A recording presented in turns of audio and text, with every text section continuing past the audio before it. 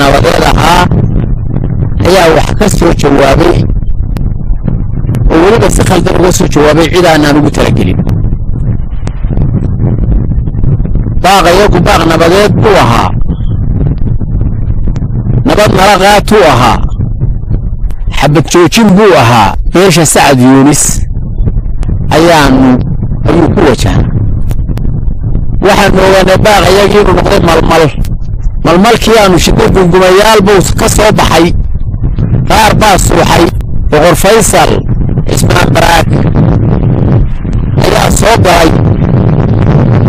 si maslaxada kuma soo gelin si talaa kuma soo gelin si dhinaca oo qayaxan oo garnaqaysan oo maadisa ayuu ku soo galay haleeyahay soo waxaan ilaawaba min ximiimo ogeysiiyo wixii aan daaha saaray ee aan islaha ballaarin ee aan qarinayay ee aan la aamusnaa ayuu xasuusiyey dagaalkan maanta ka soo raacay fuulina waaxigada wuxuu ka bilaabay meel la bacaha waqtigoo aanu isugu nimi sirkii daaqiliga ee markaa joogay cali waran cadde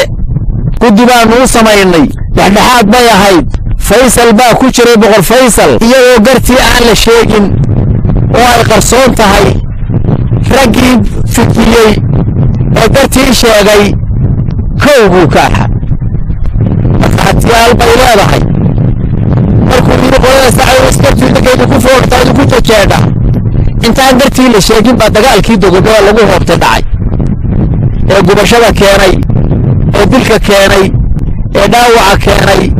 ee ilaa iyo maanta la istaga joogo kaasuu ahaa Faysal tala ku dhiigle buu ahaa waxaanu cadaynaynaa in habar Yuunis bari dagaalka ay u dhan tahay oo ay u dhamayd oo ay ku dhaawacdeen oo aanu cadaynayna mar hadday cayn ka tahay wuxuu ka hadlay Faysal arrimo kale oo ah nabadayn iyo dagaal la joojiyo oo tukaraq leh oo bariga foga leh oo aan Soomaaliland xuduudooda ku jirin leh oo aan Soomaaliland Hussein ayuu ka hadlay tukaraq iyo ciidamada hal kala qaado waxa jiray min reerka iyaga oo aabihii waqtigiisii aad bare la xidhay oo jeelka ku soo booqday oo aabihii weydiiyay waxa lagu xidhay askartii aabaha war baa loo haystaa buu yiri jabaadii buu yacni war ka sheegay markuu soo noqday mid weydiiyay oo yiri war bal waran wixii war aabahay baa ku xidhan annaga tukaraq iyo ciidamada hal kala qaado boqor Cismaan oo Maxamuud baa naga xidhan waxaan codsanayaa in wadadii boqor Cismaan la mariyo boqor Faysal waayo haddii lagu xidhay ciidamada hal kala qaado kilibkiisa hal daawado ciyaartii baa soo gasheen xaqaagu hadduu ku doonan waayo haddaa doonan weydo isaga doonta ma boqolka nin ee maalin walba riyaya ee daqiiqadaha ku jawaabaya dambiga leh mise ninka annaga quraah ee aan tashanay khayr laawa ee aanu ka jasaay qaadan lahayn baa leh Soomaaliland ba ka garniqi doonta chief caaqiladii xildhibaanadii maanta waxay ku maqan yihiin oo ogtihiin oo Soomaaliland ma ogtahay inay hub doonteen oo Puntland qabteen oo ka soo qaateen oo keeneen Soomaaliland lagu duminayo qarannimadeeda oo Soomaaliland lagu duminayo kala dambeynteeda oo Soomaaliland lagu duminayo horumarkeeda oo Soomaaliland lagu duminayo ictiraafkeeda oo Soomaaliland lagu duminayo walaalnimadeeda ma ku waasa khalad kale mise ninka iska aamusan ee dhulkii joogay nabadda ku baaqaya khalad kale Soomaaliland ba ka garnaqdo doonta saraakiisha qoysata ciidamada la duway ee ku maqan ka hadlimayno dawladda u taala dawladdu wayna xidhay oo wayna qabatay oo wayna qaxisay iyagoo doonaysa inay Sacad Yuunis ku raali geliso iyo habar Yuunis bari